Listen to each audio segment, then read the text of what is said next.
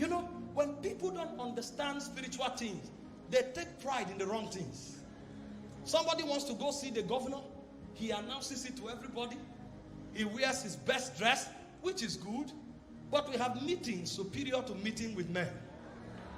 They say, you have come to Mount Zion, the city of the living God, to an innumerable company of angels, to the spirit of just men made perfect. You have come to a higher assembly.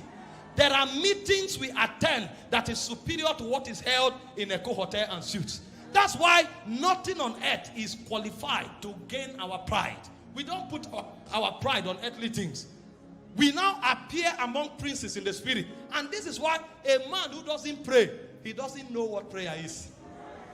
They say, come for fellowship. You stroll casually. Fellowship is not a place to come casually. Fellowship is a place to come like a king. It's called the ecclesia. Representatives of different dimensions of God are meeting. I told you yesterday, it says some are prophets. It says some are kings. Some are wise men. Some are healers. We are a conglomeration of dimensions of God. And that's why the fullness of God is the church and the Christ. So when you come here, you are coming for a meeting that is of the highest excellency. Because you have been made righteous. You can now participate. You can now interact with things that are immortal. See, people who don't know these things, they are struggling to be accepted. When they are praying, they are conscious of their weakness. They are conscious of their rejection. No, when we are weak, that's when we pray. Because there is another word where we draw sufficiency from. It said, for we know not what to pray for as we ought to. It said, but the Spirit himself helpeth our infirmities with groanings that cannot be uttered. Nothing defeats you anymore, because now you have partnership in realms beyond time. I tell people, your friends on earth should not be more than your friends in the spirit. No. The word of the spirit is superior to the natural world. By all means, connect to Zion. Connect to Zion. There are angels there. There are elders there. There are spirit of judgment made perfect there. All of these beings are waiting for fellowship and interaction. Did you not read about Jesus? When Jesus became tired, he went to pray. He said angels came to strengthen him, because the disciples couldn't help in that time. Another time he said in Matthew 17 verse 2 and 3, as he prayed, the fashion of his countenance was altered. His raiment began to glister. And he says suddenly there appeared Moses and Elias. These are just men made perfect. And so when Jesus wants to interact, there is a higher realm of interaction. How can I be depressed? Because somebody lied against me? Somebody lied against me? If men fail me on earth, I look for men in heaven.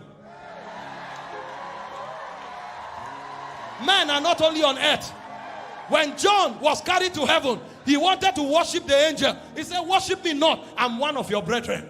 They are not only men on heaven, they are men on the other side. And can I shock you? Every dimension you carry is a spiritual lineage. You are not the first carrying it. If you are a singer, there was once a David who could play harp and summon angelic entities. And so if things go wrong, all the singers on earth can betray you. Look for the worshippers that have crossed over. We are a mystical being. You don't know that? All the prophets betray you. Don't worry. They are not only prophets on earth. Daniel has crossed over. Elijah has crossed over. If Jesus could talk to them, you can interact with them in those realms. Don't be troubled. You see people running helter-skelter, trying to win the favor of men. If God gives you favor with men, that's beautiful. But our advantage is not only in time. Come to Mount Zion. He said, who is it that can wield that kind of power? He said, he that is of a clean hands, of a pure heart, that has not lifted up his soul in vanity. And so if I want to be insured in my relationship, all I need to do is to stay humble, stay holy, stay pure. And I know everybody can betray me. Everybody can disappoint me. I will not be bitter. I will not be broken. I will not be depressed. Anybody that lives, he is supposed to live. His story with me has ended. But there is a realm where we draw strength from. We draw strength. We draw strength. We draw strength. He said, I was in the isle called Patmos. Patmos is the island of death. The word Patmos means death. So when he said Isle of Patmos, it means the island of my death. They rejected him. Nobody stood for him. Nobody was even strong to defend him. They took him to that eye because church history told us they tried to kill him, they couldn't. That was John. They pulled him at the back of chariots, he won't die. They threw him to oil, he won't die. So they took him to an island and said, we separate you from civilization. Die of loneliness, die of depression. But he said, I was in the spirit on the Lord's day. I was in the spirit on the Lord's day. And I heard a sound as of a trumpet. And as I turned, I saw 7 golden lampstands. And he saw the one who was, who is, and who is to come. He began to interact with another civilization. And when he finished with Jesus, in Revelation 4 verse 1, he said, I heard a voice from heaven, and a door opened, and he said, come up hither. And as he turned, he saw 24 elders. In Revelation chapter 5, he said, I saw a strong angel proclaiming with a loud voice. In Revelation 19, he saw another person he wanted to worship. He said, no, I'm your brother.